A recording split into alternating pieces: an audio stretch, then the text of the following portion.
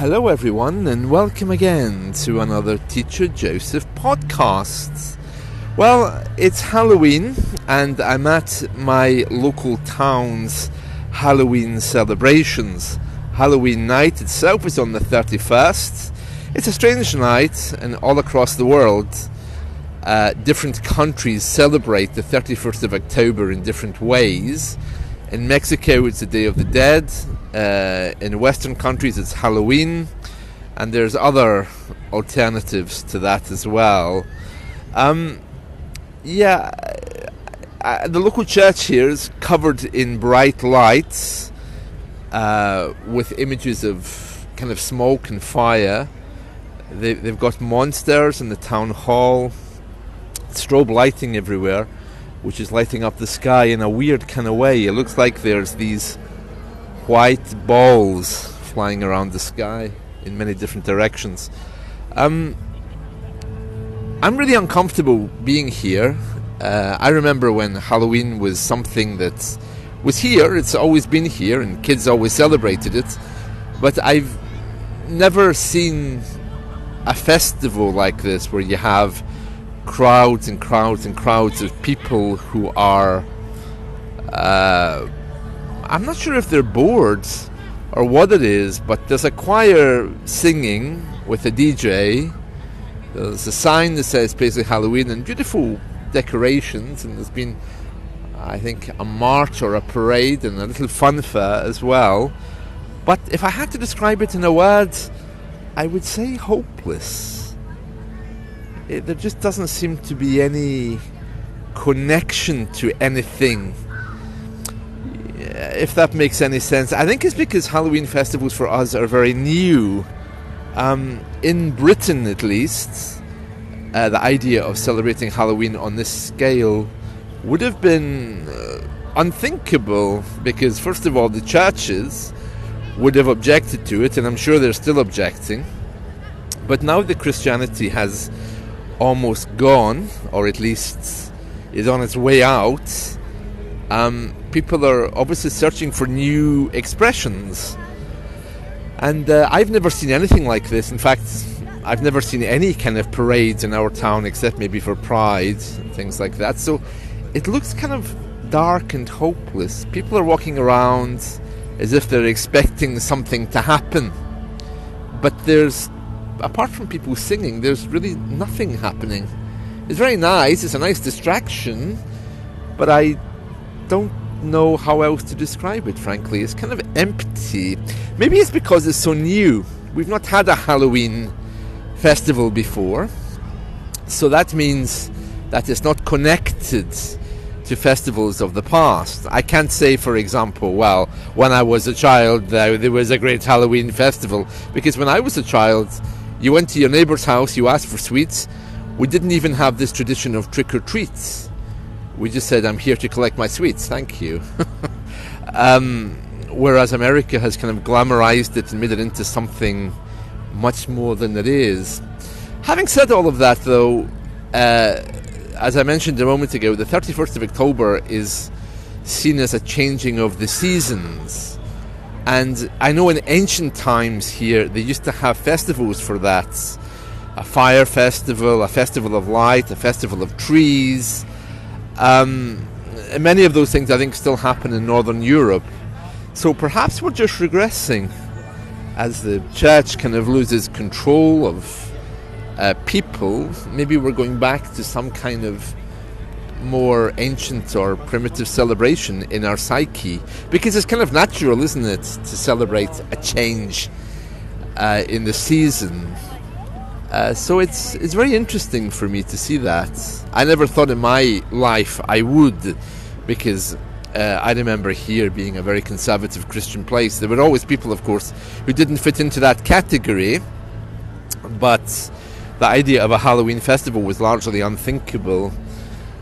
I kind of get the feeling that people are here, but they don't really understand why. So you can hear lots of kids there as well. But this is nice, but maybe it's just a distraction because there's no history of it. Although I'm sure in the United States they have Halloween festivals like this. And that's it. So as I'm walking around, I'm seeing different things. Well, one thing I can say is I'm quite sad because I wanted to go on Facebook Live to show you what it's like, but Facebook Live simply didn't work for me tonight. So I don't know if that's a restriction on Facebook. If you're at an event and everyone's filming it live, maybe there's some restriction as to who can actually do that, or maybe just too many people on the network, it stops us. I don't know, but whatever way it is, it's certainly very very interesting to see that Facebook can do that. Anyway, getting back to what I was saying, let me just describe. I'm now walking behind the massive church, which is the center of the celebrations, and I can see a fun fair which has some scary rides, and a statue or a monument lit up. It's plastic. I don't recognize what it is. It looks just like a yellow blob with a crown on it. I don't know who the artist was in this, but they should have been shot, I think, because none of the art here really makes a lot of sense. Having said that, though, Scottish people aren't really known for their artistic ability, are they? So, when's the last time you heard someone say, "Oh, Scotland, I love their art"? So, just in walking around, oh, there's police, that's nice. This is a presence of safety here. Kids with sabres, plastic, of course. Yeah, there's something just doesn't feel right about this. I think it's just because there's no real central celebration of anything tangible. You know, there's nothing that you can see or touch that's to be celebrated.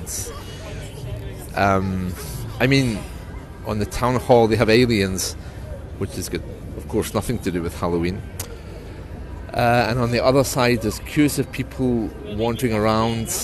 There's pop-up pubs there, of course, you know, so people drinking alcohol, and people selling hot dogs and these things.